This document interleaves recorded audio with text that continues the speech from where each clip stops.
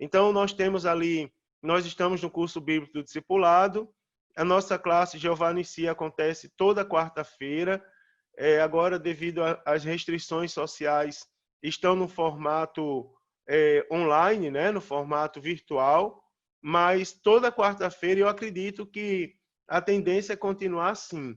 Então, toda quarta-feira estaremos aqui com os nossos irmãos.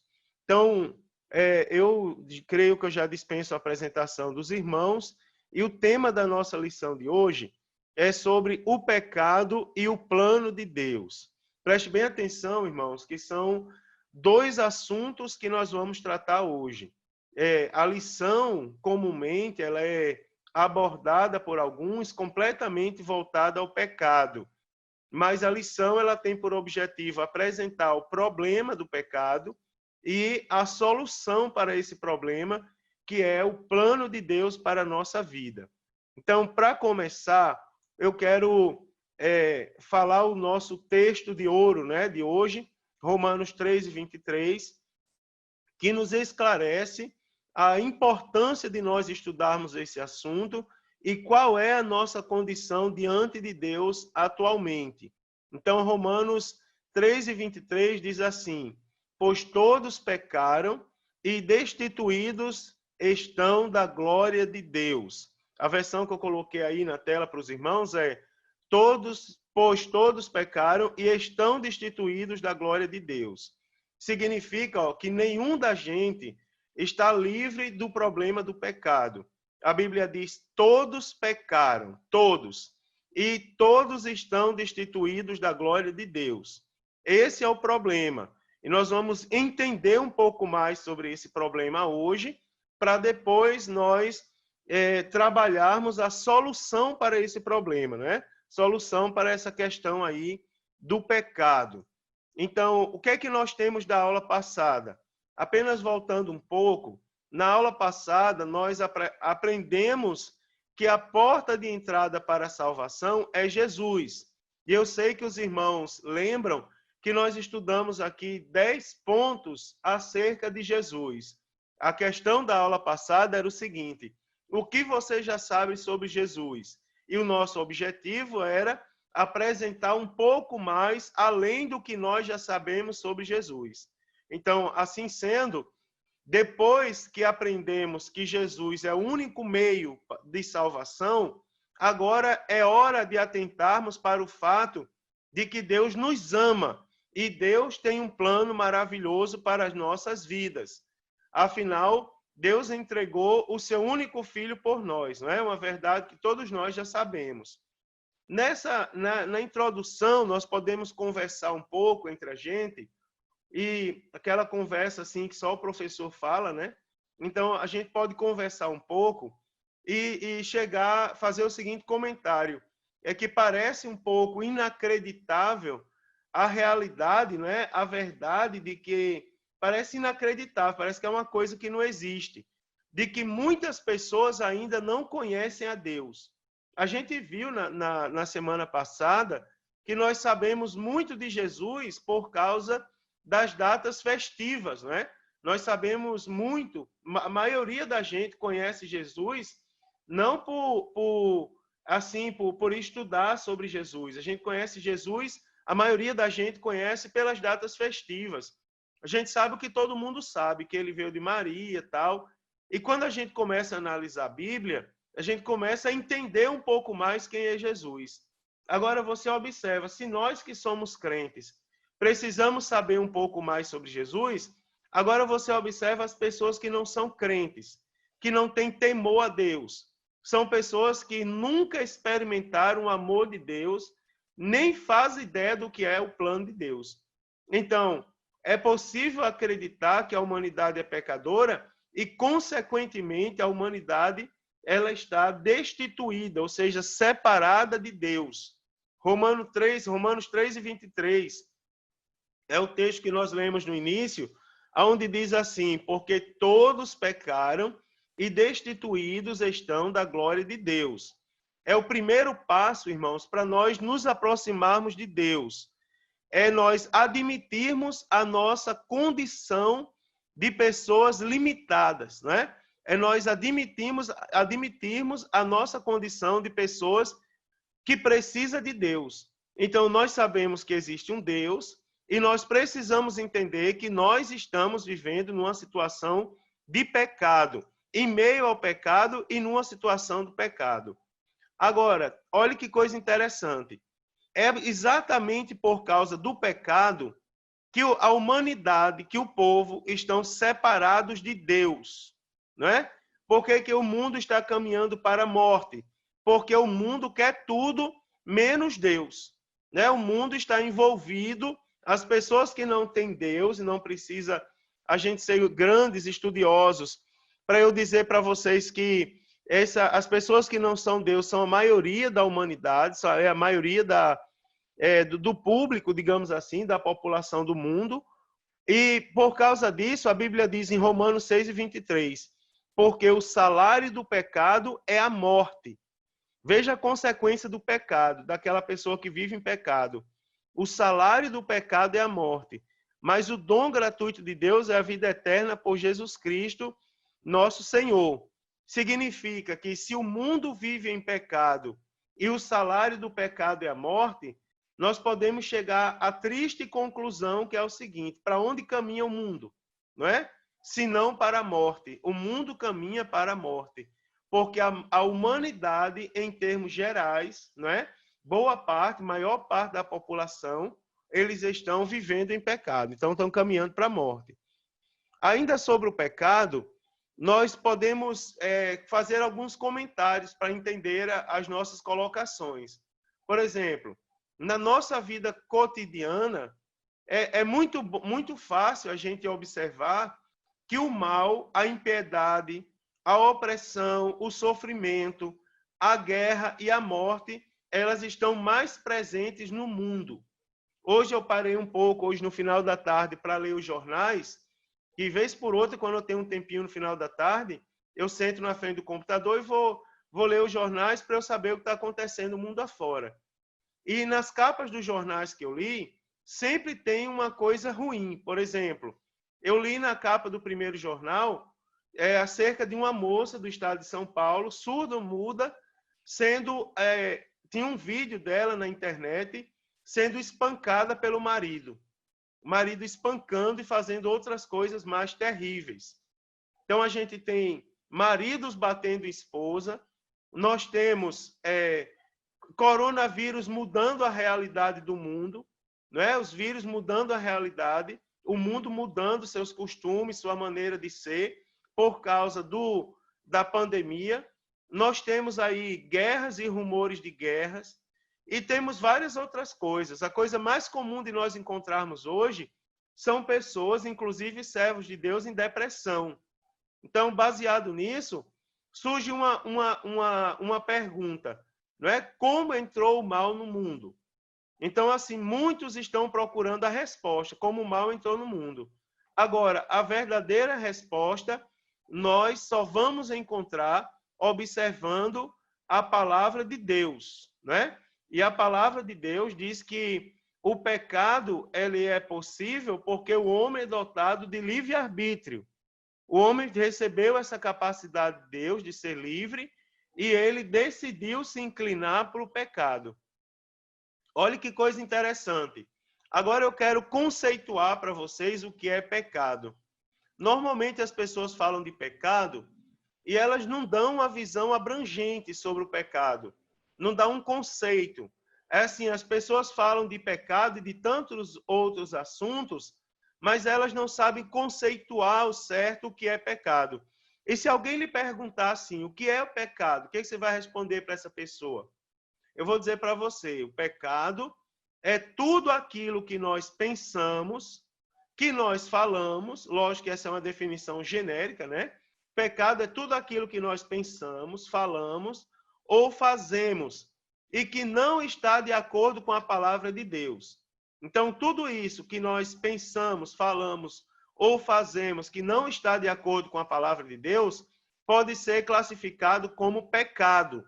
E aqui eu quero chamar a atenção dos irmãos para um detalhe. É que eu falei que tudo aquilo que nós pensamos, falamos ou fazemos que não está de acordo com a palavra de Deus. Eu poderia trocar o termo palavra de Deus, a expressão palavra de Deus, por vontade, eu chamei de vontade verdadeira. Parece uma figura de linguagem repetitiva, não é? Vontade verdadeira do Senhor. Mas por que eu chamei a palavra de Deus de vontade verdadeira? É porque eu tenho observado, eu tenho sido testemunha de muitas pessoas que estão apresentando outros caminhos como se fossem os caminhos de Deus. Estão apresentando outras possibilidades, não é? Já hoje eu falava com os irmãos e dizia para eles, irmãos, eu não sou contra os profetas, longe de mim. Eu tenho temor a Deus, eu não vou tocar no dom que Deus concede para as pessoas. E, por sinal, na minha igreja, eu incentivo que os irmãos busquem o dom da profecia, né? Busquem ser usados por Deus. Agora, o que eu sou contra é as pessoas colocarem os profetas acima de Deus. Por exemplo, muitas pessoas ainda, quando têm problemas, elas recorrem aos pés dos profetas. Irmãos, a maior de todas as profecias está aqui, ó. Está nas nossas mãos. É o quê? Um conjunto de livros santos, 66 livros santos, que nós chamamos de Bíblia Sagrada. Essa é a maior de toda a profecia. Se você quiser saber qual é a vontade de Deus para a sua vida, por isso que eu chamei de verdadeira vontade, porque existe, infelizmente, no mundo hoje, algumas vontades de Deus que estão pregando que são falsas. A verdadeira vontade de Deus para a nossa vida está aqui nas nossas mãos. É a palavra de Deus. Então, entenda aí, os irmãos, tudo aquilo que nós pensamos, nós falamos ou nós fazemos, que não está de acordo com a vontade de Deus. Isso aí nós podemos classificar, chamar como pecado. Então, nós temos que ter cuidado aqui com três coisas, ó. Nós temos que ter cuidado com o que nós pensamos, temos que ter muito cuidado com o que nós estamos pensando. Se você não cuida do seu pensamento, saiba que você está correndo um risco muito grande. É assim, os nossos pensamentos, às vezes, eles estão carregados com as nossas lutas. Quer ver, ó? Você que é novo convertido, você vai perceber que, às vezes, a gente dobra o joelho para orar e o que menos vem é vontade de orar. O que mais vai vir à nossa mente são os problemas que nós passamos, né? São os problemas que nós vivemos. Então, cuidado com os pensamentos. O pensamento do homem, ele é sempre inclinado às obras da carne.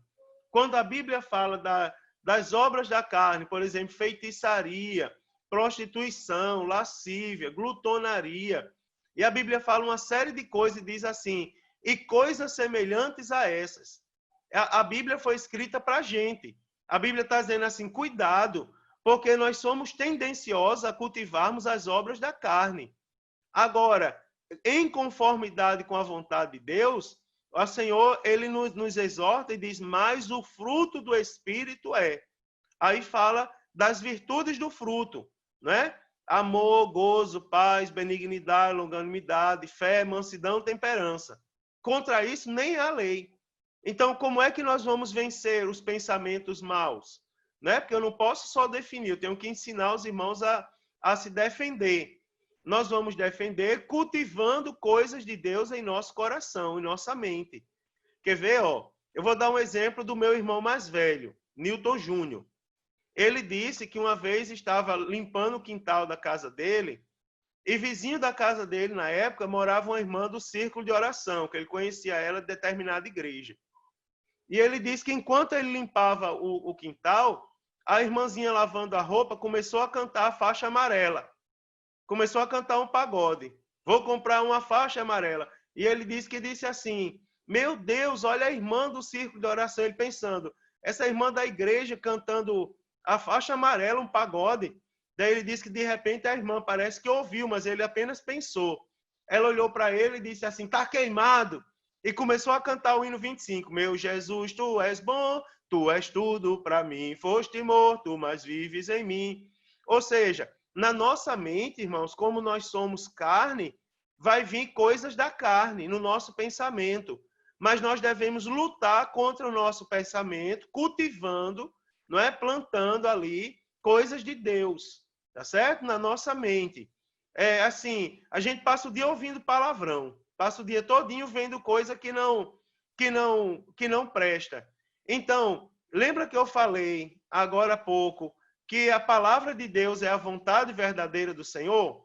Então você observa, a Bíblia diz que a boca fala do que o coração está cheio. E sabe o que alimenta o coração? São os sentidos.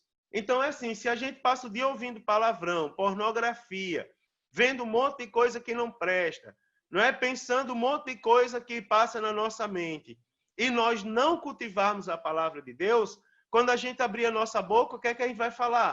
A gente vai falar de palavrão, não é? Vai falar pornografia. Então nós temos que nos alimentar com a palavra de Deus, porque a palavra de Deus é quem vai sarar os nossos pensamentos, ou seja, livrar os nossos pensamentos do pecado. Então, tudo aquilo que nós pensamos, falamos, né, irmãos? Temos que ter cuidado também com o que nós falamos. Às vezes tem pessoas que dizem assim, ó, eu já vi várias pessoas dizerem isso. Ah, se eu não falar, eu morro. Se eu não disser, eu morro, né? Mas como nós estamos aprendendo sobre o pecado, olha como a palavra nos molda. Às vezes, irmãos, tem pessoas que morrem, não é porque deixam de falar, não. Tem pessoas que morrem porque falam. Não é porque falam que não deveriam falar.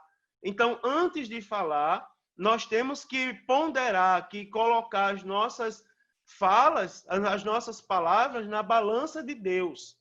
Eu não sei se você já viu uma pessoa mais experiente de vida falando, comparando comigo. Eu já falo um pouco mais devagar. Minha esposa, Thaisa, fala 50 palavras por minuto. Eu não consigo isso.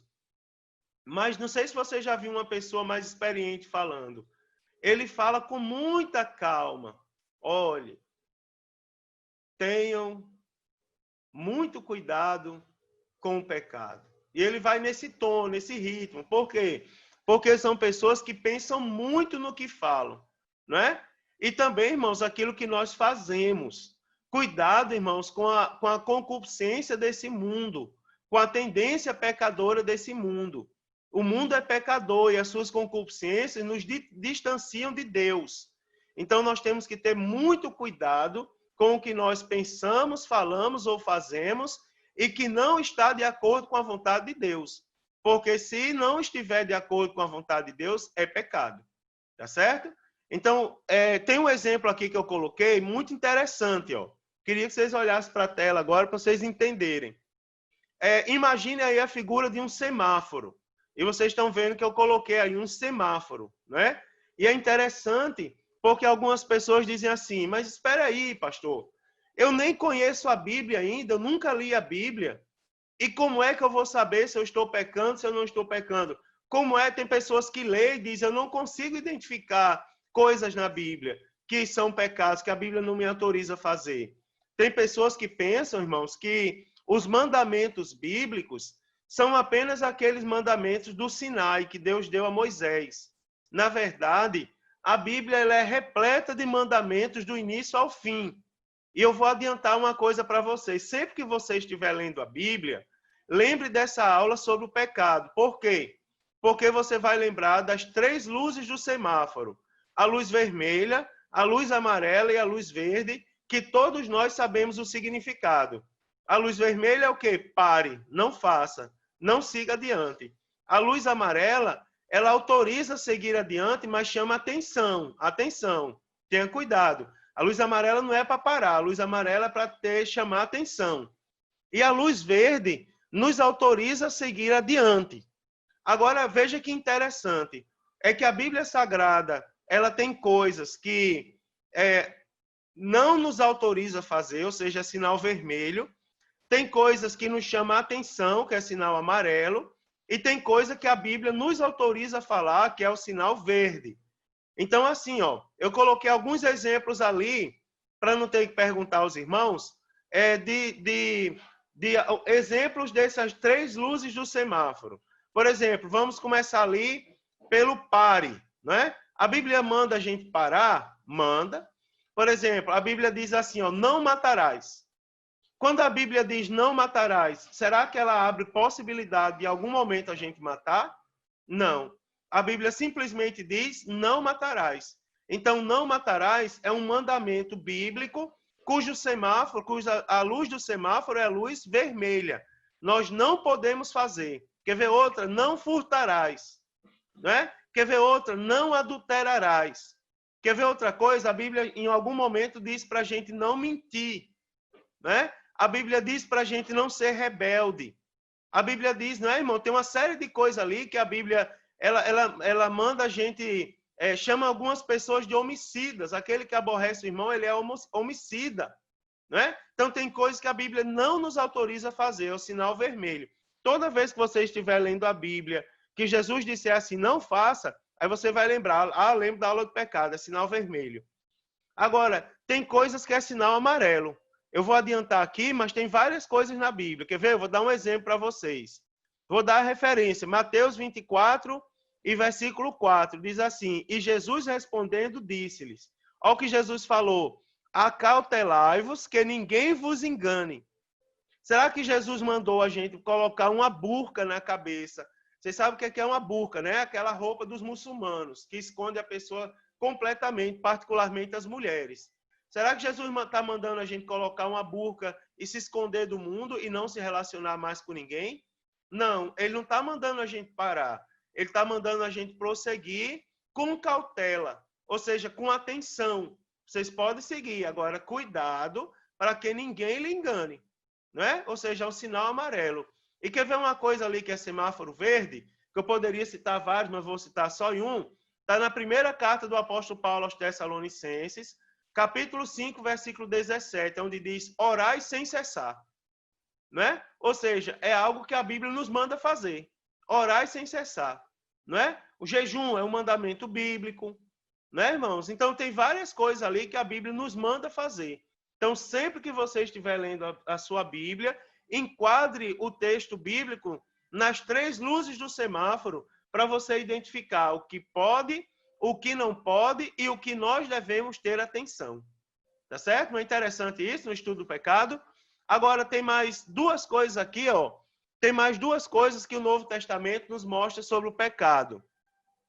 E eu vou falar para vocês. Primeiro, ó, o pecado, ele pode ser chamado ou encontrado no Novo Testamento alusivo ao alvo.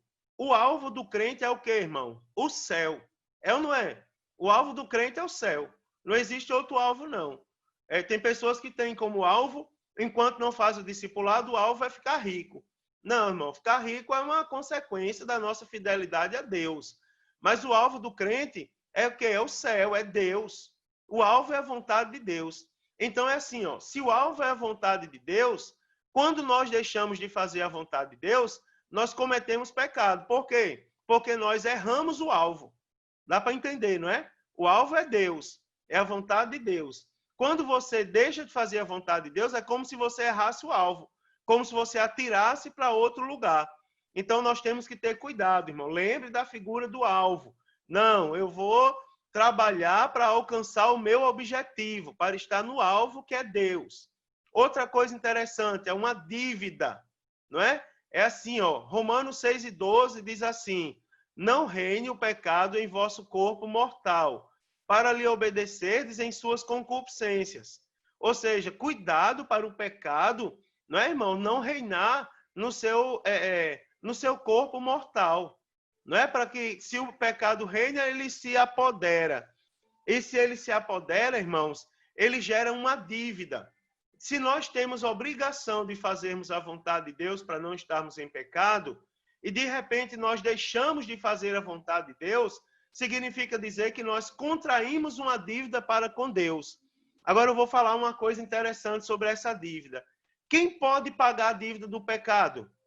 Quem pode pagar a dívida do pecado? Ninguém, nenhuma riqueza desse mundo pode pagar o pecado. A única coisa que pôde pagar o pecado diante de Deus foi o sacrifício do único Filho de Deus chamado Jesus Cristo. Quando Jesus morreu na cruz do Calvário, ele levou sobre si as nossas dores, os nossos pecados, as nossas iniquidades. Então a Bíblia diz, não é, irmãos? Que nós podemos buscar o perdão e a redenção diante de Deus. Como? Como é que nós vamos pagar a dívida que nós mesmos contraímos? crendo em Jesus Cristo como Senhor e Salvador da nossa vida. Tá certo? Então, continuando, estou indo devagar para os irmãos entenderem. Agora, já que eu falei do pecado esse tempo inteiro, eu quero começar a falar agora do plano de Deus para a nossa vida. Nós já aprendemos uma coisa, ó. Nós já aprendemos que todo mundo que comete pecado torna-se escravo do próprio pecado. Não é? Todo mundo que comete pecado torna-se escravo do pecado. Olha o que é que diz o Evangelho segundo escreveu João, capítulo 8, versículo 34. Está aí na tela. Diz assim: respondeu-lhe Jesus, em verdade vos digo que todo aquele que comete pecado é servo do pecado. Olha que coisa interessante, irmãos. Todo aquele que comete pecado é servo do pecado. Por exemplo, você já viu uma pessoa que tem um vício? Eu poderia citar vários tipos de vício, né? Poderia citar vários tipos de vícios aqui, mas não é o meu objetivo agora. Só imagine uma pessoa que tem um vício. Essa pessoa chega a dizer que ela não consegue sobreviver sem satisfazer aquele vício. Por exemplo, tem pessoas que são viciadas em shopping. Para eu não falar de droga, de entorpecente, de TV, de pornografia, eu vou falar uma coisa assim, mais ou menos, shopping. Tem pessoas que chegam para a gente e dizem: eu não vivo se eu não frequentar o shopping pelo menos uma vez por semana. Eu não sei se vocês conhecem alguém assim, eu conheço. Essa pessoa ela é escrava desse vício, não é? Então, toda pessoa que comete pecado, ela se torna escrava do pecado. João 8 e 34. Olha que coisa interessante também. É que em Cristo, Deus oferece, agora nós temos que estudar a solução, né? A solução é Jesus Cristo. Porque em Cristo, Deus oferece a liberdade à humanidade, ou seja, ao aceitar o plano de Deus, a pessoa não será mais escrava do pecado. Por que foi necessário a gente aceitar Jesus um dia? E nós nunca podemos esquecer do dia que nós aceitamos Jesus. Por quê? Porque a Bíblia Sagrada em João 8:36 diz assim: se, pois, o Filho vos libertar, verdadeiramente sereis livres. Ou seja, se nós aceitarmos Jesus e em Jesus nós fomos libertos, a palavra de Deus vai dizer: verdadeiramente seremos livres. Então, irmão, qual é o grande plano de Deus para a nossa vida? O plano de Deus se chama Jesus Cristo. É nós aceitarmos a Jesus. Mas espera aí, você já aceitou Jesus? Então você está, digamos aí, um bom caminho andado, né? Você já andou aí um bom percurso na sua vida, porque você aceitou a Jesus como Senhor e Salvador. Então, permita que Cristo lhe liberte do pecado. Como? Como é que Cristo liberta a gente do pecado? Eu vou dizer. Algumas pessoas esperam uma mágica, não é? Algumas pessoas esperam uma palavra mágica, assim, do céu. Shazam, não é uma palavra mágica para ela ser liberto. Na verdade, irmãos, como é que nós vamos ser libertos por Cristo? Vamos começar a priorizar na nossa vida agora as coisas de Cristo. Não é? Por exemplo, se antes eu estava viciado em uma música mundana que me levava a praticar coisas que não são do agrado de Deus, agora eu vou procurar priorizar músicas que adorem a Deus, que glorifiquem a Deus, não é? Se antes, na hora do culto, eu ia fazer qualquer outra coisa que não fosse cultuar a Deus, agora eu vou preferir cultuar a Deus. Na hora do culto, eu vou cultuar a Deus. Então, eu estou dando prioridade às coisas de Deus. E se eu der prioridade às coisas de Deus, eu sou uma pessoa liberta. Né? Lembra que eu falei do vício? O problema do viciado é que ele dá prioridade ao vício. Mas nós somos crentes. E crentes dá prioridade a Jesus Cristo. Olha que coisa interessante, irmãos. É que apesar de Deus oferecer a liberdade através de Cristo, muitas pessoas ainda rejeitam, não é? Rejeitam o convite de Cristo e preferem continuar no caminho de morte. Olha o que diz João 8:40, diz assim: mas agora procurais matar-me, a mim, homem que vos tem dito a verdade de que Deus tem ouvido. Abraão não fez isso. Ou seja, as pessoas mesmo ouvindo e tendo diante delas a solução para serem libertas do pecado, elas preferem viver aprisionadas no pecado. Ou seja, elas rejeitam o plano de Deus. Quer ver uma coisa boa para a gente dar um glória a Deus bonito? É que nós aceitamos o plano de Deus na nossa vida. Então, nós não estamos caminhando para a morte. Se aceitamos Jesus, estamos caminhando para a vida e para a vida eterna, não é? Glória a Deus por isso. Olha que coisa interessante. Por que Deus enviou Jesus Cristo ao mundo? É uma pergunta, faz parte do plano de Deus. Por que Deus enviou Jesus Cristo ao mundo? Eu vou responder. Deus enviou Jesus Cristo ao mundo para que a humanidade fosse novamente reconciliada com Ele. Se não fosse por Jesus Cristo, a humanidade estaria em inimizade com Deus, porque o pecado é inimizade para com Deus, está escrito na palavra do Senhor. Agora veja o que está escrito em Romanos, capítulo 5, versículo 1 e 2.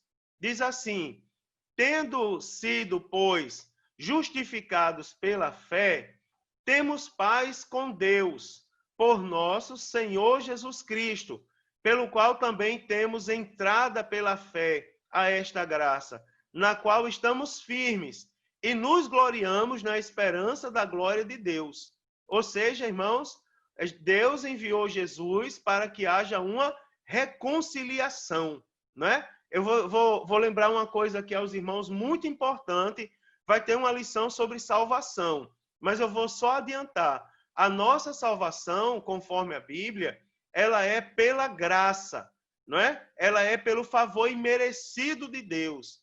Efésios, capítulo 2, versículos 8 e 9, tem um texto clássico da Bíblia Sagrada que diz assim, porque pela graça sois salvos. Ou seja, o que é a graça, irmãos? A graça não é o favor imerecido de Deus? Então, Efésios capítulo 2, versículo 8 e 9 diz, porque pela graça sois salvos. E a fé, como entra nesse meio?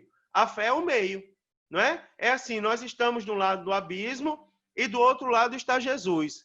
Nós sabemos que nós só vamos alcançar salvação se nós atravessarmos para o outro lado do abismo. O outro lado do abismo é onde está Jesus Cristo. Agora, quem é que vai colocar no meio do abismo? Quem vai ser a ponte? A ponte vai ser a nossa fé. A fé é o meio pelo qual nós chegamos a Jesus. Agora, guarde isso muito bem guardado. É assim, Jesus, a fé não é a salvação. Tem pessoas ensinando errado. Tem pessoas dizendo que a salvação é pela fé. Não é. Se a salvação fosse pela fé, pelo nosso próprio esforço, eu, por exemplo, cairia naquele engano de dar 2, 3 cestas básicas para alguém e dizer, pronto, estou salvo porque eu dei cesta básica. Caminhar quilômetros com peso na cabeça e dizer, sou salvo porque eu já fiz um sacrifício. Não. O nosso sacrifício, se nós fizermos, é para obedecer a palavra de Deus. Agora, a salvação é por Jesus Cristo. Ele é o único que pode nos trazer a salvação. E o meio para nós chegarmos a Jesus Cristo é a nossa fé. É nós acreditarmos em sua palavra. Então, Deus enviou Jesus Cristo para que a humanidade fosse novamente reconciliada, né? Para que houvesse uma reconciliação com Cristo. Agora, eu quero, já que nós falamos do pecado, falamos do plano de Deus, eu quero concluir dizendo o seguinte para os irmãos. Todo aquele que já recebeu a Cristo em seu coração tem certeza de estar livre do pecado e de que vai morar com Jesus no céu. Deixa eu fazer uma pergunta aqui que não me deixa calar. Você tem certeza da sua salvação? Você recebeu a Cristo como Senhor e Salvador da sua vida? Cristo habita verdadeiramente no seu coração? Se Cristo habita, então significa que você está livre do poder do pecado. Deixa eu responder aqui uma dúvida antes de citar João 14, do 1 ao 3. É assim, as pessoas quando falam de pecado, às vezes elas associam o pecado à luta. E elas dizem assim, já várias pessoas, principalmente novos convertidos na fé, eles chegam para a gente e dizem assim, olha, por que eu não passava tanta luta quando eu não era crente? E agora, quando eu sou crente, eu passo tanta luta que eu não passava antes. Essa é uma pergunta comum do novo convertido fazer. eu vou justificar baseado na aula de hoje. Sabe por que isso é possível, irmãos? É assim, ó. Quando nós vivemos em pecado, é como se houvesse escama nos nossos olhos. É como se você estivesse no lamaçal do pecado, dentro da lama, e você não enxergasse que você está lá dentro. Aquela lama, a sujeira, a podridão, ela não vai trazer nenhum tipo de enojamento, nenhum tipo de repúdio, porque você já vive no pecado mesmo, já está caminhando para a morte. Agora, quando a gente aceita Jesus, as escamas caem dos nossos olhos. E aí nós passamos a enxergar o pecado que muitas vezes a gente não enxergava. E a gente pensa que a gente entrou ali agora. Não, na verdade a gente sempre esteve lá naquele lamaçal. O problema é que agora, o problema não, a solução é que agora Jesus abriu os olhos para a gente enxergar o lamaçal e sair de lá. Eu tenho um exemplo, por exemplo, quando eu morava ainda lá em Natal, que eu fui participar de um retiro de jovens lá numa praia chamada Praia da Redinha, na zona norte de Natal. E era um retiro de jovens na época do carnaval. E na Redinha tem um bloco de carnaval que sai na quarta-feira de cinza, chamado Bloco dos Cão. Como é que funciona o Bloco dos Cão? É assim, eles vão para o mangue, aí eles se banham com a lama do mangue, se sujam todinho, de preto, com a lama, e eles saem ali dançando na rua. Só que tem pessoas até que botam um chifre para dizer que é o cão mesmo, né? E sai dançando na rua, tudo sujo de lama. Só que é assim, ó, eu vou falar uma coisa para vocês. Qual é a função do mangue na natureza? A função do mangue é reter as impurezas do oceano. Por exemplo, uma das funções, né, do mangue, tem várias funções. Uma delas é reter as impurezas. Por exemplo, o esgoto que é lançado nos oceanos. Você acha que quem é que retém isso? O mangue, não é? Então as pessoas se vestem às vezes de esgoto, tomam banho de esgoto e saem na rua.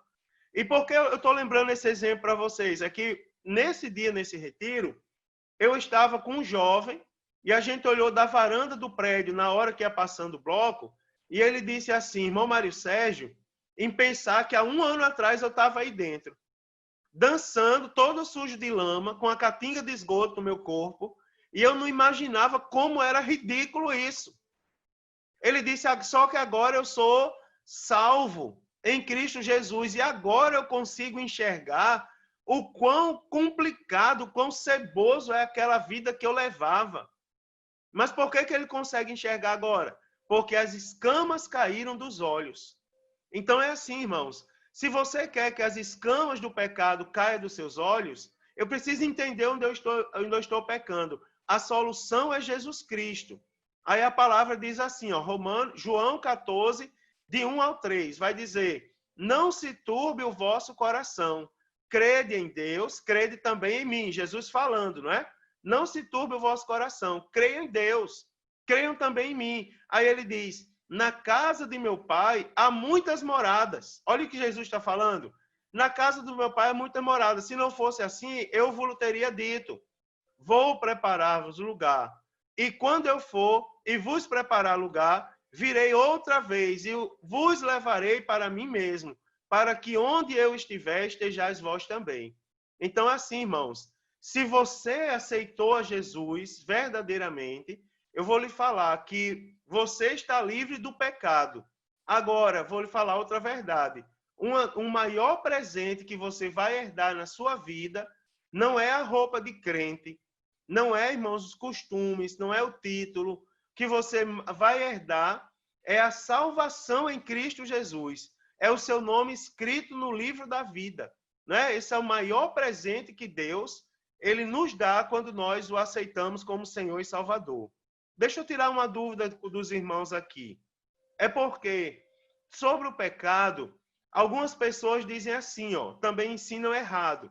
Deixa eu ensinar correto aos irmãos. Eu estou ensinando a Bíblia Sagrada. Deixa eu ensinar correto para vocês. É porque algumas pessoas dizem assim hoje em dia. Ah, você aceitou Jesus?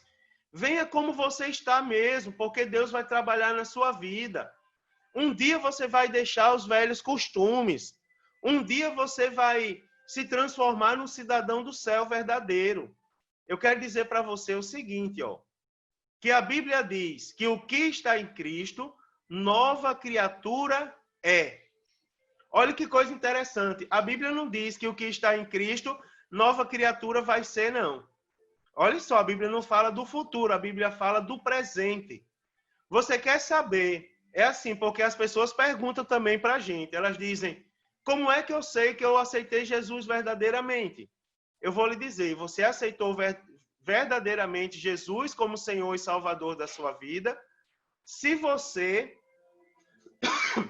me perdoe, você aceitou Jesus verdadeiramente, se a sua vida mudou, se o pecado não é mais quem fala mais alto. A Bíblia diz, as coisas velhas passaram, e eis que tudo se fez novo, tudo se fez novo. Aceitei Jesus ontem, pronto, hoje eu sou uma nova criatura. Aliás, desde o segundo após a minha decisão, eu sou uma nova criatura, eu vou mudar completamente, vou me esforçar para isso. Eu vou buscar na palavra sabedoria. Por quê, irmãos? Porque nós que aceitamos Jesus, temos que ter certeza da nossa salvação, não é? Então, isso é uma coisa muito importante que eu tenho que esclarecer vocês.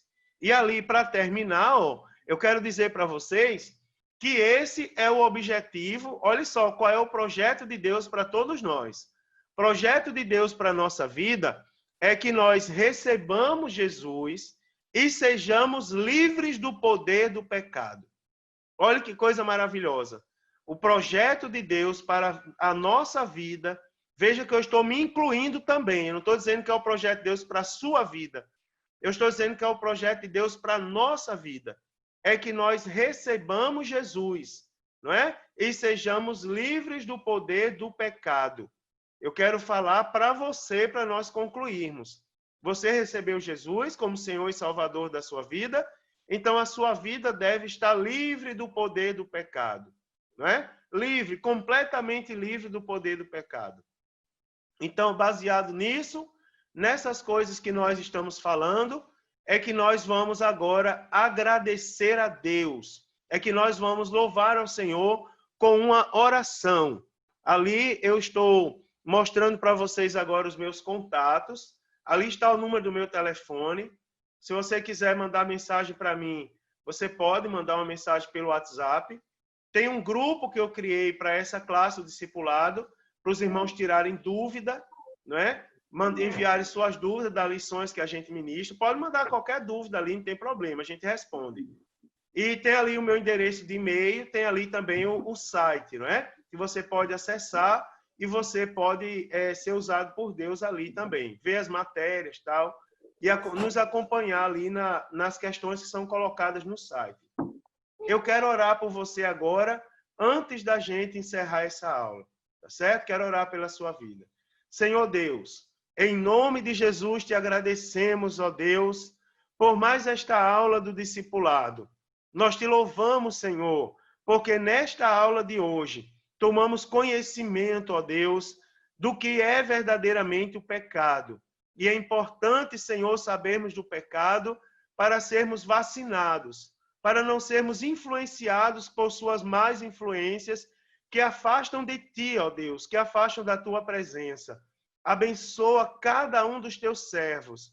Ó Deus amado, que o poder do pecado não domine mais a mente, as palavras, as atitudes, mas que a tua vontade, Senhor, seja notória em nossa vida.